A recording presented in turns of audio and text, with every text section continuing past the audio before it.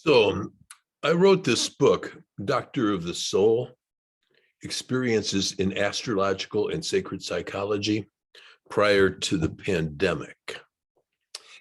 And I've been calling that time that we've been through the time of the great reimagining, because anything that's succeeded through this time of lockdown and isolation has been those ideas that have been imagined in new ways.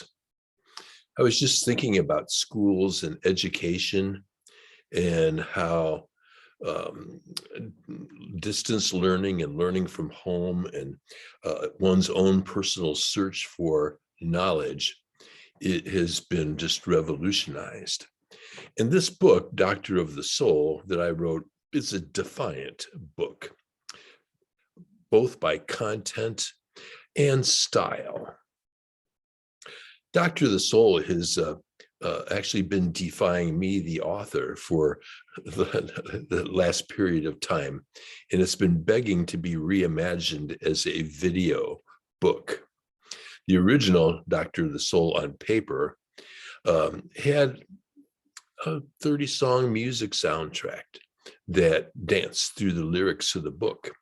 It needs some work, but you can go on YouTube and search Doctor of the Soul music soundtrack, and the whole thing will play for you from beginning to end, actually, as you read this book. And it takes about as much time to play that music soundtrack as it does to read the book. So that makes it fun. But inside there was built-in yoga class that's much better now, and a chance to visit with some of the most remarkable people that have been alive in my lifetime and before. People who have inspired me. But a revised edition, what does that mean? The word revise comes from the Latin to revision or to revision. And ever since the paper copy of the book has been published, it's been begging me to revision all parts of it. So I'm pretty excited about this endeavor that's beginning today to re-envision Doctor of the Soul, Experiences in Astrological and Sacred Psychology.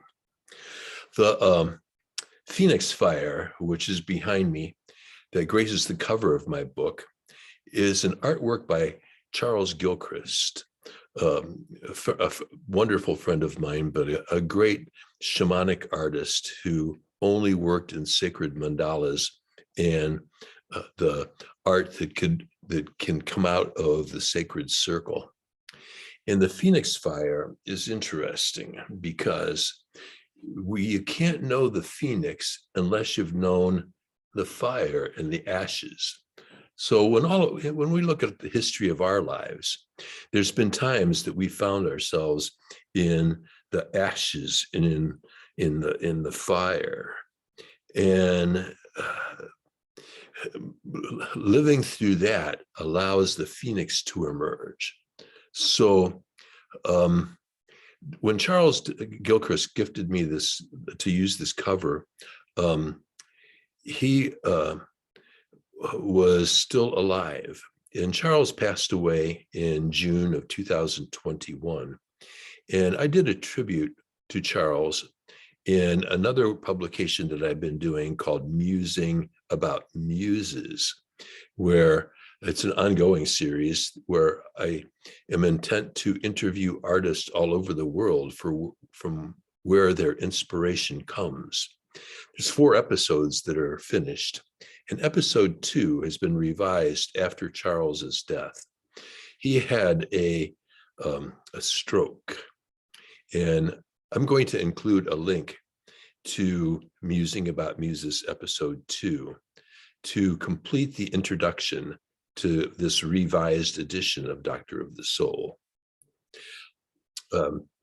Charles' stroke was interesting because he was in a rehabilitation center about halfway between my business office and my home.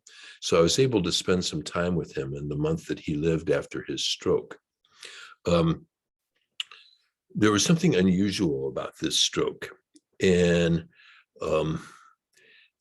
in that 1 month that he and I spent together, um, I learned what it meant to be a death doula, to help with the process of a person going over to the other side.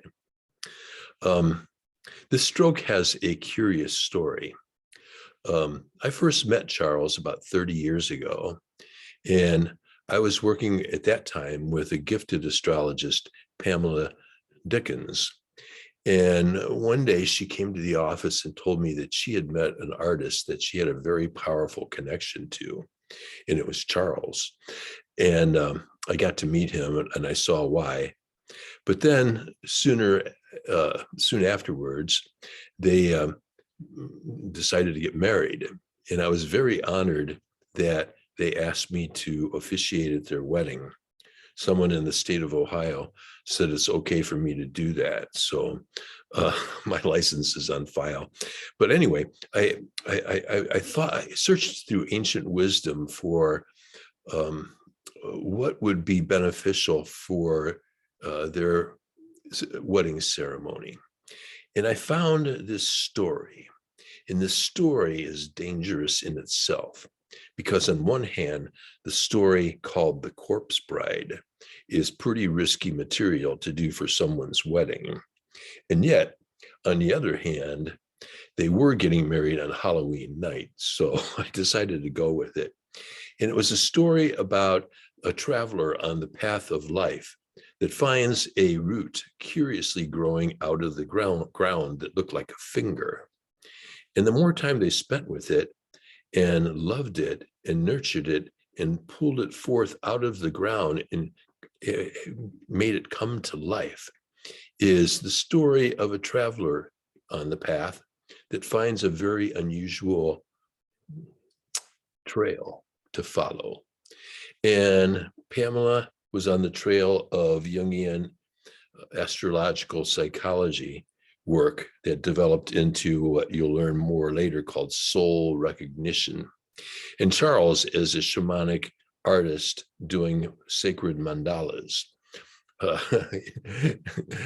You can't get very much more unusual than that. But both of them pulled them into such life that you see here in this artwork and the work that lives on in my memories from Pamela. And what happened at the end of his life was almost as if another root finger grew up into the invisible world. And when he had his stroke, it was like Pamela grabbing that root. And when he passed on, she finally pulled it forth into the other realm. And after Charles passed, a very miraculous thing happened. And he created a true epilogue.